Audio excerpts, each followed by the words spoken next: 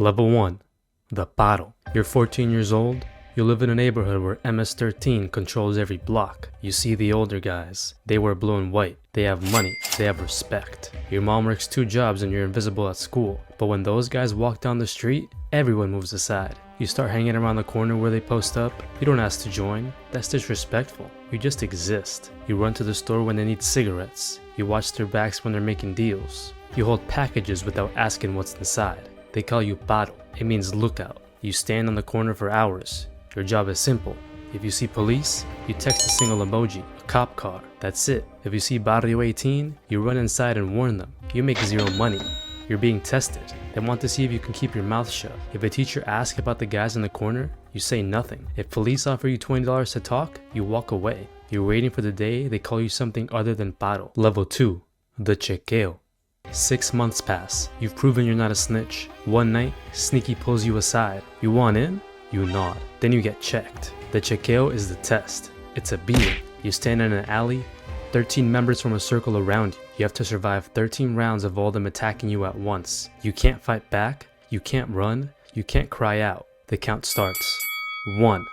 The fist hits your jaw. 2.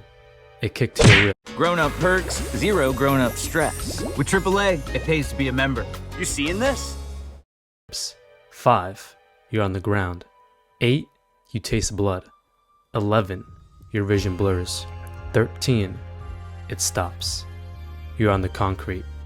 Everything hurts. Sneaky helps you up. He hugs you. Welcome, homeboy. You're in. They give you the street name. You're Flaco, or Smiley, or Diablo. That name is your identity now. You still make no money, but now you have protection. You're family now. Blood in, blood out. Level 3. The Soldier. You're 16. You've been jumped in for a year. Now you get your first real job. You're a soldier. Your job is to move product. MS-13 controls the local drug trade. You don't touch it directly. You're the middleman. Someone drops a package behind a dumpster. You pick it up. You walk into a house 3 blocks away. You knock twice. Someone opens the door. You hand them the package. You leave. You get paid $200 a week. That's more money than your mom makes in 3 days. You buy new shoes. You buy a chain. You start to feel powerful. But the risk is real. If the police catch you with that package, you're going to juvenile detention. MS-13 doesn't bail you out. You do your time. You keep your mouth shut. That's the rule. If you snitch, you die. They will find you, even in prison. You also have to put in work. When the clique needs muscle, you show up. A store owner refuses to pay protection, you and 3 others walk in with bats. You smash the windows, you leave. Next week, the owner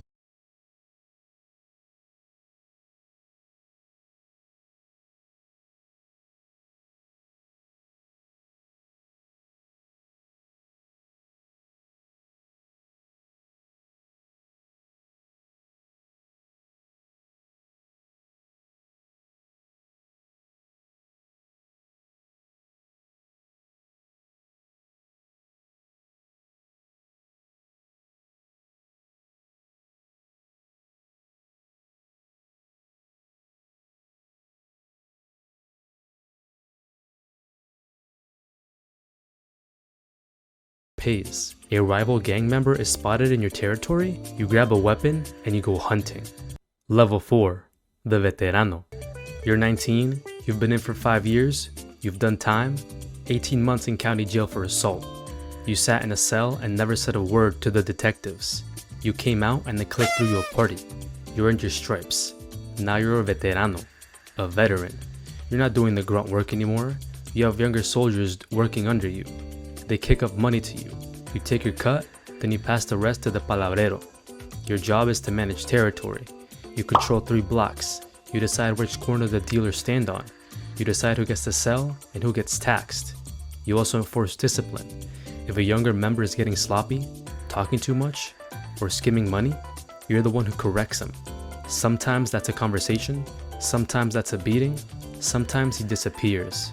You make about $1,500 a week, you have a car now, a used Honda, you have an apartment, you have a girl, life feels good, but you're marked. The police know your face. You're in a database labeled verified gang member. If anything happens in your territory, they come to you first. You can't leave the life. There's no running. MS-13 is everywhere. Los Angeles, Houston, Long Island, El Salvador. The only way out is in a coffin or as a rat, and rats don't live long. Level 5, the Palabrero. You're 24, you've survived longer than most. You've been shot twice, you've been arrested 6 times. You've been to prison twice, but you never broke. The clique trusts you. You're promoted to Palabrero, the one who speaks. You're the leader of your local clique. You have 30 to 40 soldiers under your command. You control an entire neighborhood. Your job is management. You collect the money from all your veteranos. You take your cut. Then you pass the rest up to the ranflero. You hold meetings.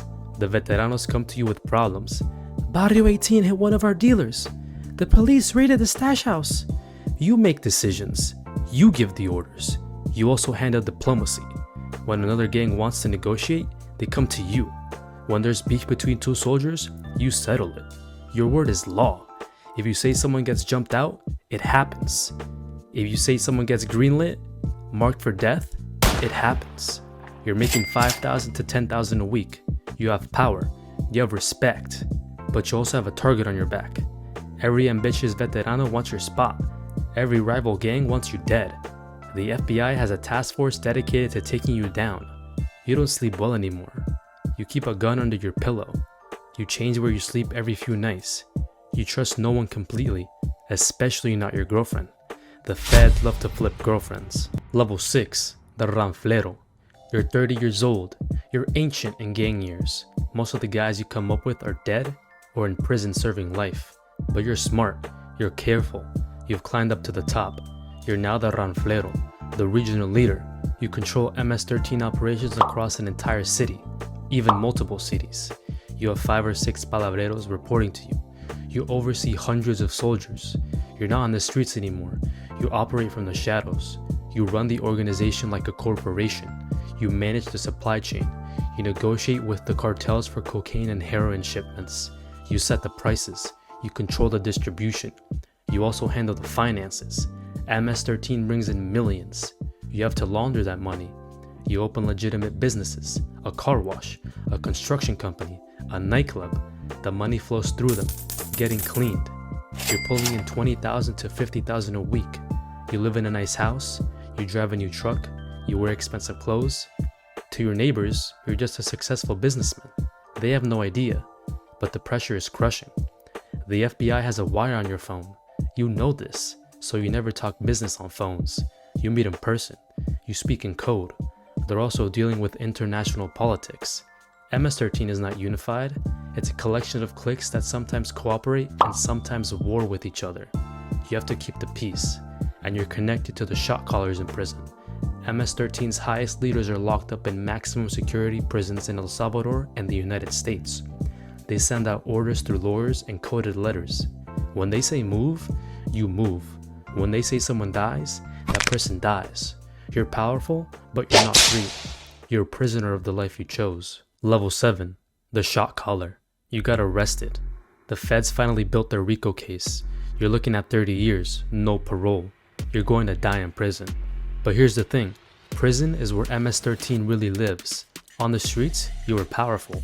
In here, you're a king. You're sent to a maximum security federal prison. Within a week, you've connected with the other MS-13 members inside. There are dozens of them. They run the prison. You become a shot caller. You're one of the leaders inside. You control what happens on your cell block. You decide who gets protection and who gets stabbed. You settle disputes. You enforce the laws. You also communicate with the streets. Your wife visits once a month. She brings news. She takes your orders back out. You're in a cage, but you still have power. You run the prison economy. Drugs come in through corrupt guards. Phones come through drones. Money flows through commissary accounts. You tax everything. You also order hits. A guy in the streets is snitching. You make a phone call. 3 days later, he's dead. A rival gang member gets transferred to your prison. You give the order, he gets stabbed in the shower. Prison is your empire now. You have respect. You have authority. You have control. The only thing you don't have is freedom. Level 8. The international leader. There's one more level. The highest level. The founders. The legends. MS-13 was born in Los Angeles in the 1980s. Salvadorian refugees fleeing civil war formed a gang to protect themselves. But in the 1990s, the US government deported thousands of MS-13 members back to El Salvador. They took the gang with them. Now MS-13 operates in two worlds, the streets of America and the streets of Central America. The highest leaders, the founders who are still alive, sit in Salvadorian prisons. Places like Zatecaloca, a maximum security prison where MS-13 runs entire cell blocks. These men are ghosts. They don't have social media. They don't do interviews. They communicate through layers of intermediaries. But their world is absolute. When they send out an order, it travels from El Salvador to Los Angeles to New York to Virginia. Thousands of soldiers follow that order without question. You will never reach this level. These men built MS-13. They are mythology. They are the religion. You're just a soldier in their army. Level 9. The end. You're 35 years old. You've been in MS-13 for 21 years. You've been shot 4 times. You've killed 3 people. You've been to prison twice. You've made hundreds of thousands of dollars. But you've lost it all. You sit in your car outside your mom's house. She's old now. She cries every time she sees you. She begs you to leave the gang. She says it's not too late. But it is too late. There's no retirement plan. There's no walking away. You're MS-13 for life. Blood in, blood out. You start the car. You drive to the corner where you first stood 21 years ago as a paro. There's a new kid there. He's 14. He's watching. He's hungry. You see yourself in him, and the cycle continues.